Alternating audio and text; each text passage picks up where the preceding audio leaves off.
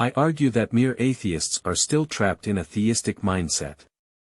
For me, atheism is not simply the absence of belief in God.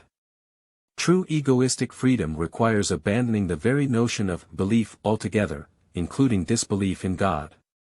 Any belief, even atheistic belief, is a form of bondage that the egoist should reject. My arguments can be summarized as follows. 1. Atheism is still a belief that entraps the mind. It is still a fixed proposition that the atheist submits to, and is determined by. The atheist has not freed their mind from belief but just adopted a contrary belief. 2. Atheism implicitly affirms and gives significance to the God concept.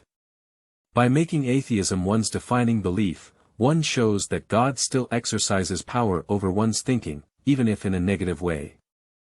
The egoist should be indifferent to and unaffected by the God concept altogether. 3. Spirits like God do not exist for the egoist. Rather than disbelieving in spirits, the egoist simply regards them as empty concepts that have no power or relevance. The egoist's worldview has no need to posit or deny such concepts at all. 4. The terms theism and atheism themselves imply a fixed way of thinking to which the egoist will not submit.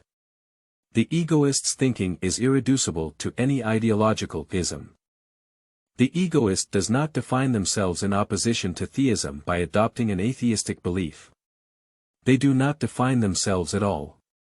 5. Psychological neediness causes people to adopt belief in God or atheism. But the egoist acts out of self-interest alone. Not psychological needs or passions that force their thinking into any fixed form. The egoist's thinking arises purely from their own individuated will.